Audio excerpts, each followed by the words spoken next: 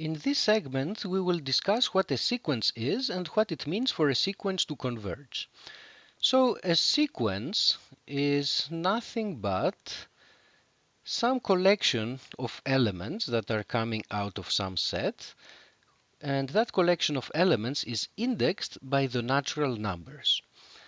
We often use the notation and we say that we have a sequence AI, or sometimes we use the notation that we have a sequence of this kind to emphasize the fact that it's a sequence and not just a single number.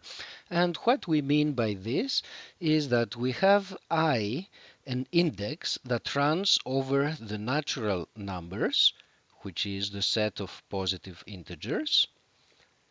And each AI is an element of some set.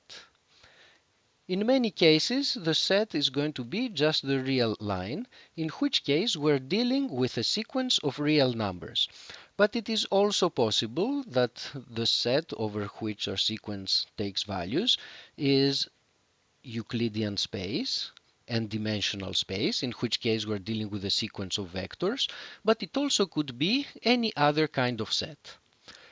Now, the definition that I gave you may still be a little vague. You may wonder how a mathematician would define formally a sequence.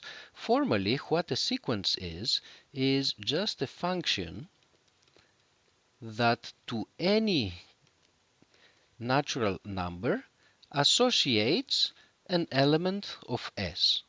In particular, if we evaluate the function f at some argument I, this gives us the ith element of the sequence.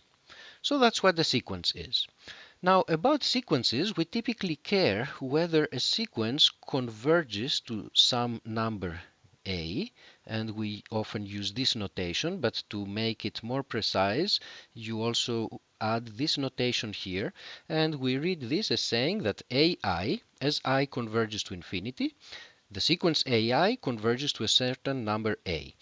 A more formal mathematical notation would be that the limit as I goes to infinity of ai is equal to a certain number a.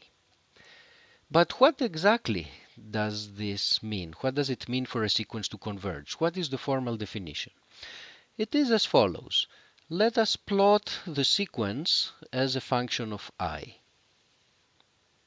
So this is the I-axis, and here we plot entries of ai. For a sequence to converge to a certain number a, we need the following to happen.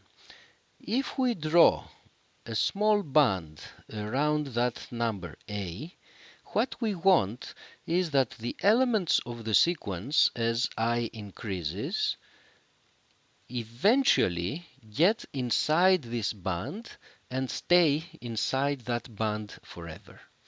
Now let us turn this into a more precise statement.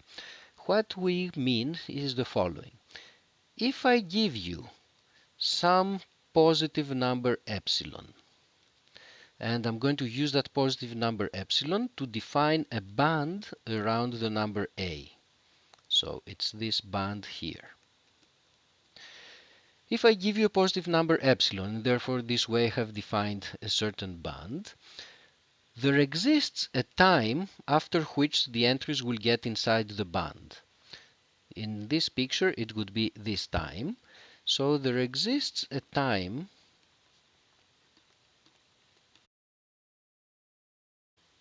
let's call that time I0. So I0 is here, such that after that time,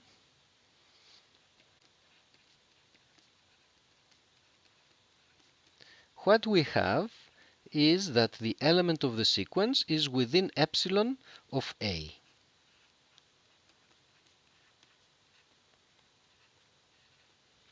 So this is the formal definition of convergence of a sequence to a certain number A. The definition may look formidable and difficult to parse, but what it says in plain English is pretty simple. No matter what kind of band I take around my limit A, eventually the sequence will be inside this band and will stay inside there.